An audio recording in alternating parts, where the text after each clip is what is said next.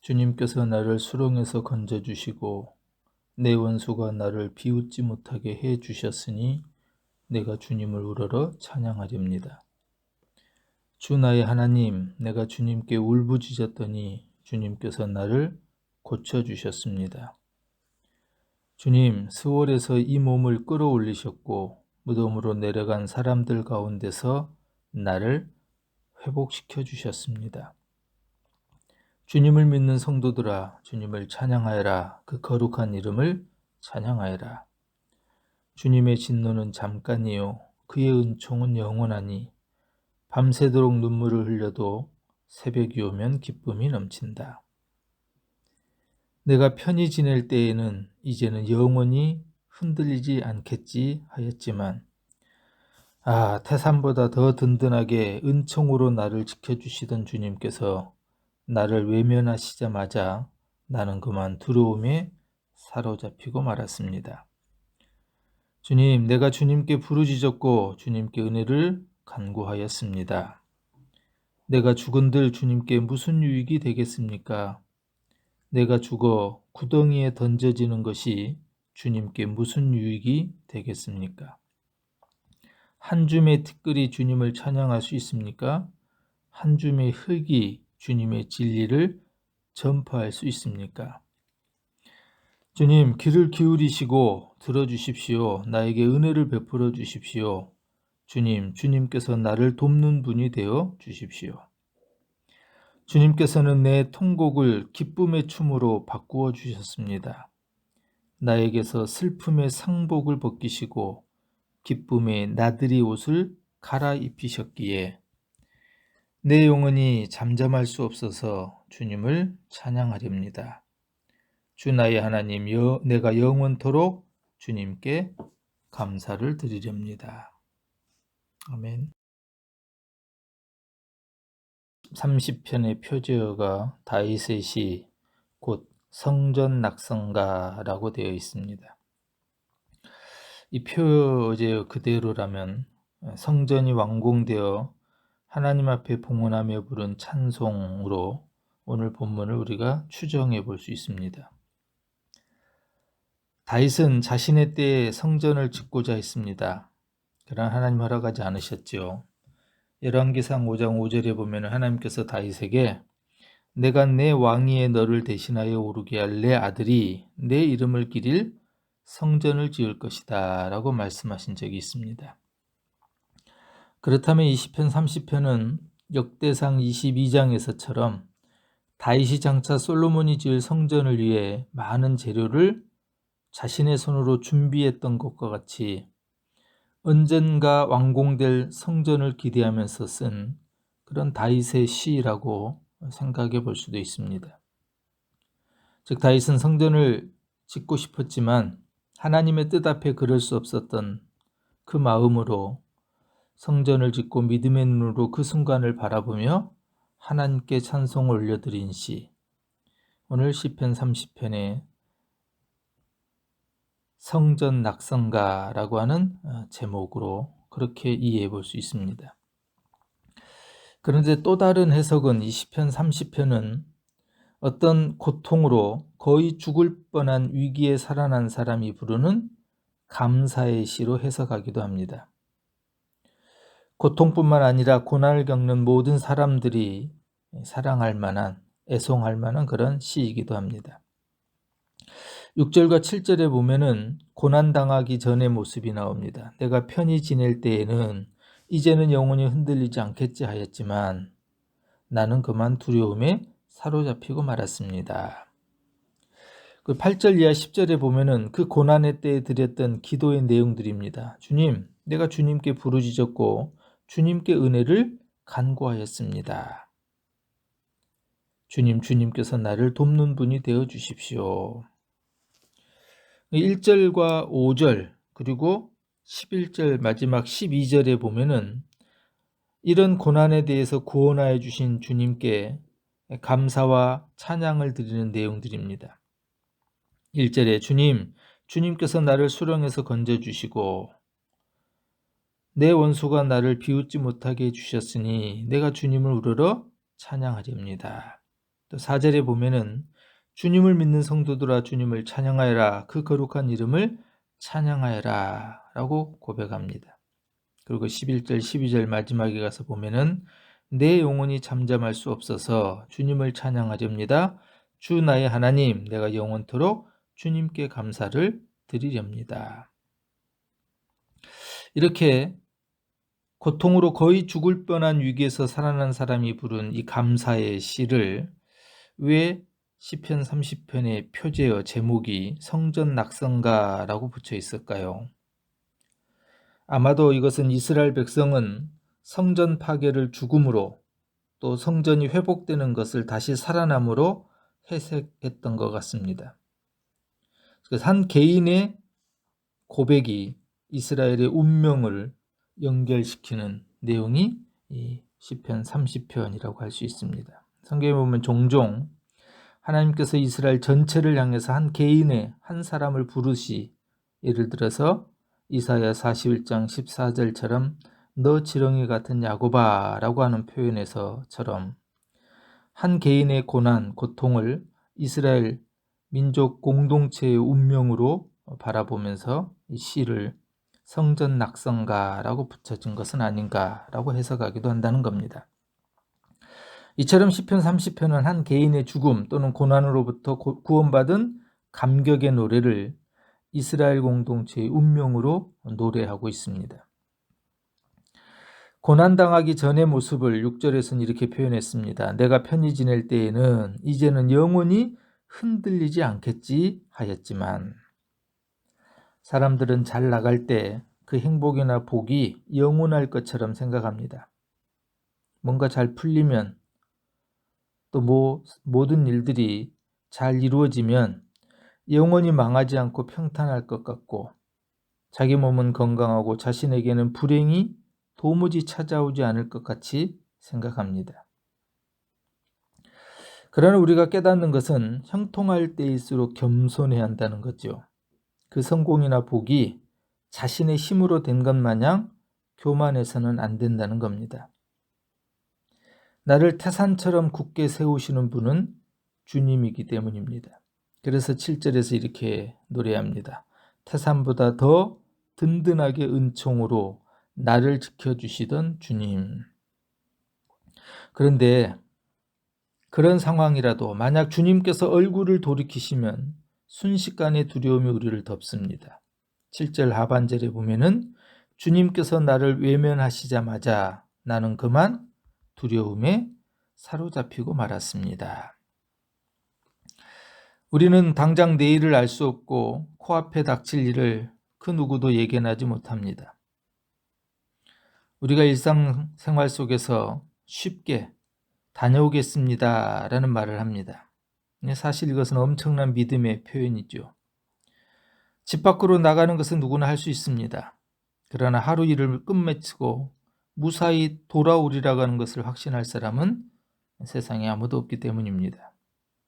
그래서 다녀오겠습니다 라는 말은 대단한 믿음을 가진 사람들의 표현입니다. 우리가 살아가는 모든 것이 은혜 아닌 것이 없지요. 지나고 보면은 나의 힘과 기대한 것처럼 되는 것이 얼마나 있던가요.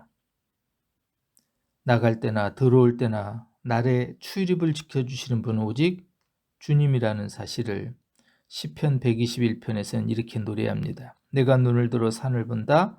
내 도움이 어디서 오는가. 주님께서는 내가 나갈 때나 들어올 때나 이제부터 영원까지 지켜주실 것이다. 이런 상황에서 고백되어진 것이 시편 30편이라면은 어려움에서 다윗은 하나님께 부르짖습니다. 어떤 문제가 생긴 거죠.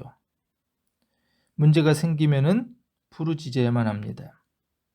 그런데 부르짖때 다윗은 하나님을 설득하는 것처럼 그렇게 다가갑니다.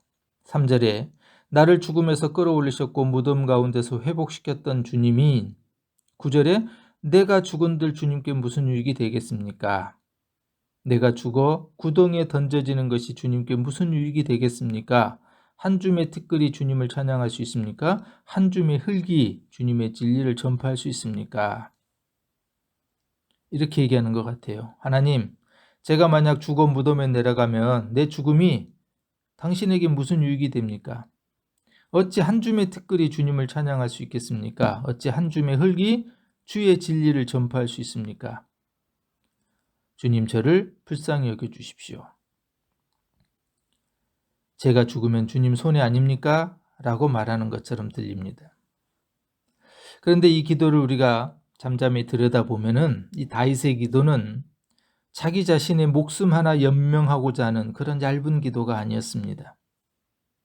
자신이 살아야 되는 이유는 그저 목숨 하나 살자고 하는 것이 아니라 주님을 향한 찬양과 복음 전파에 있었습니다. 내가 이렇게 죽은들 주님께 무슨 유익이 있습니까?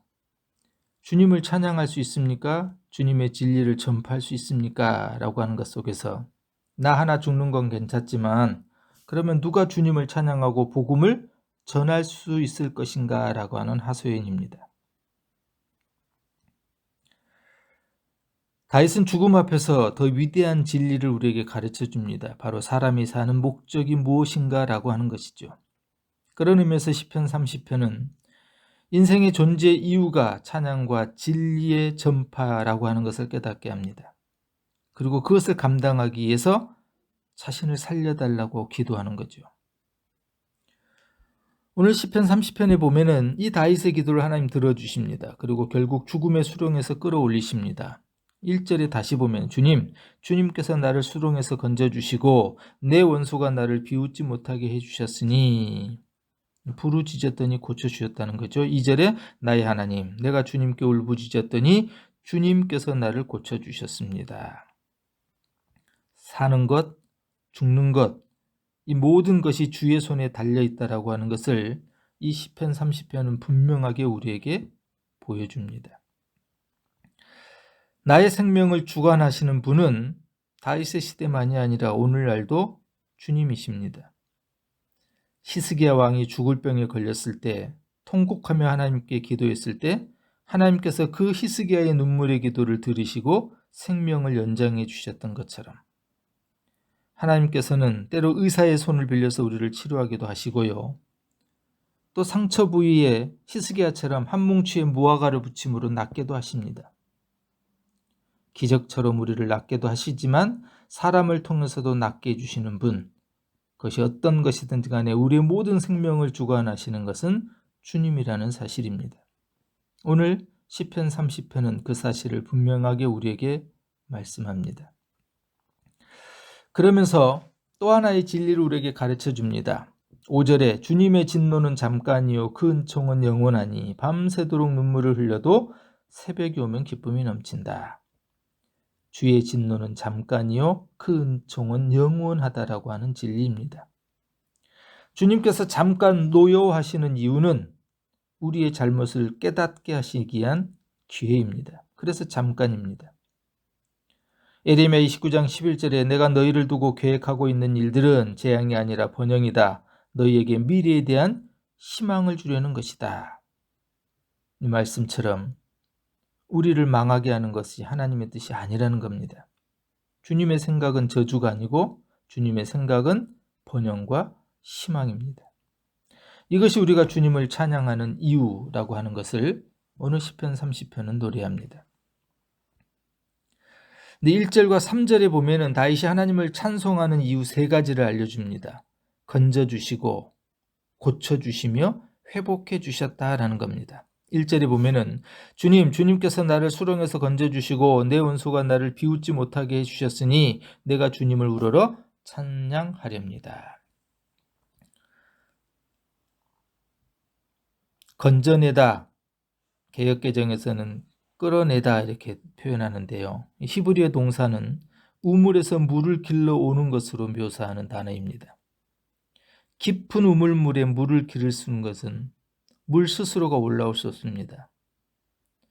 양동이 스스로도 물을 길어 오를 수 없습니다. 누군가가 양동이를 사용해서 깊은 곳에 우물에 물을 길어 올릴 때만 그 물이 올라올 수 있습니다. 우리의 지난 삶을 되돌아보면 때를 따라 풍성하게 했던 것은 주님의 은혜 아니고서는 설명할 수가 없습니다.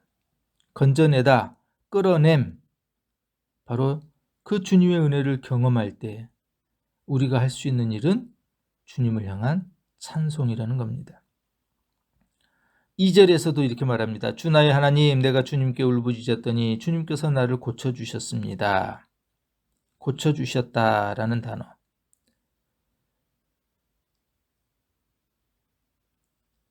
하나님이 치료하시는 은혜를 경험할 때 우리가 할 수 있는 일이 바로 주님을 향한 찬송인 것을 말합니다.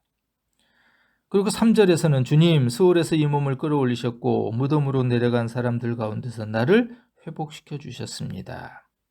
세 번째, 회복시켜 주셨다라는 단어입니다. 여기서 이 수월은 무덤을 말합니다. 죽은 자가 머무는 장소이죠. 그것은 하나님과의 단절되고 생명으로부터 끊어진 것을 의미합니다. 하지만 하나님이 그 죽음, 수월의 자리에서 끌어올리시고 회복시켰다는 거죠. 이렇게 살리시고 회복시키는 은혜를 경험할 때 우리가 할 일은 주님을 향한 찬양입니다. 이처럼 다윗이 1절, 2절, 3절에서 하나님을 찬송하는 이유를 설명하면서 이 문장의 동사들, 건져주었다, 고치셨다, 회복시키셨다가 모두 과거형으로 되어 있습니다. 다윗은 과거에 경험한 하나님의 은혜를 지금 기억하고 있는 겁니다. 그래서 하나님이 과거에 베풀어 주신 그 은혜를 기억하며 지금 다윗은 찬송할 이유를 찾았던 거죠. 그런데 다윗의 시선은 현재에만 머물러 있지 않습니다. 과거 자신의 삶의 은혜를 베푸신 하나님의 신실함 안에서 찬송의 이유를 발견했고요. 그래서 다윗은 신실하신 하나님, 언약의 하나님을 기억하면서 성도들에게 함께 찬양하자고 호소합니다. 그리고 5절에 가서 그의 노염은 잠깐이요 그의 은총은 평생이로다 라는 이 말씀을 통해서 내 슬픔의 통곡을 기쁨의 춤으로 바꾸시고 내 슬픔의 상복을 벗기시고 기쁨의 나들이 옷을 갈아입히셨다라고 노래합니다. 즉 다윗은 찬송할 만한 이유와 조건을 갖추었을 때 찬송하지 않았습니다. 당장은 찬송할 만한 아무런 조건을 갖추지 못해도 마땅한 이유가 없어도 하나님을 찬송했던 사람, 그것이 다윗입니다. 왜냐하면 다윗에게는 하나님이 전부였기 때문입니다. 11절에 주님께서는 내 통곡을 기쁨의 춤으로 바꿔주셨습니다. 나에게서 슬픔의 상복을 벗기시고 기쁨의 나들이 옷을 갈아입히셨기에. 자신의 삶에 깊은 슬픔과 아픔이 있더라도 결국에는 춤을 허락하실 하나님을 바라봤습니다.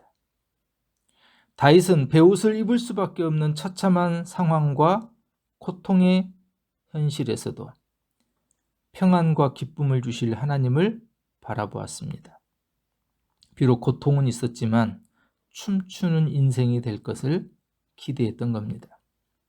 그래서 12절에 내 영혼이 잠잠할 수 없어서 주님을 찬양하렵니다. 주 나의 하나님, 내가 영원토록 주님께 감사를 드리렵니다. 이것이 시편 30편이 우리에게 가르쳐주는 찬송할 이유들입니다. 과거의 은혜에 대한 찬양, 그러나 현재에만 머물러 있는 것이 아니라 상황에만 우리의 눈을 두고 있는 것이 아니라 하나님을 바라보며 그 하나님을 찬양하는 것, 이것이 시편 30편의 다윗의 찬양입니다. 오늘 우리의 찬송의 이유는 무엇입니까? 여전히 하나님이 아니라 우리에게 주신 무엇 때문에 찬송하고 있다면 이제는 우리의 심령에 하나님으로 만족하고 하나님으로 기뻐하며 하나님으로 찬송하는 은혜가 있어야 합니다. 주신 것 때문에 찬송할 수 있지만 그러나 거기에만 머물러 있다면 오늘 시편 30편이 우리에게 가르쳐주는 이 값진 교훈을 우리는 잃어버리는 겁니다. 오직 우리 눈에 우리 예수님, 우리 하나님만 보이는 은혜가 우리의 삶의 구석구석 베풀어질 때 우리도 하나님만 바라보며 오늘 다윗처럼 찬양할 수 있습니다. 그의 노여움은 잠깐이요 그의 은총은 평생이로다. 저녁에는 울음이 깃들지라도 아침에는 기쁨이 오르로다. 우리에게 영원한 은총을 허락하실 그 주님을 찬양하고 아침에는 결국 기쁨이 올 것을 기대하며 찬송할 수 있는 은혜의 삶을 우리 모두가 살아가기를 간절히 소원합니다.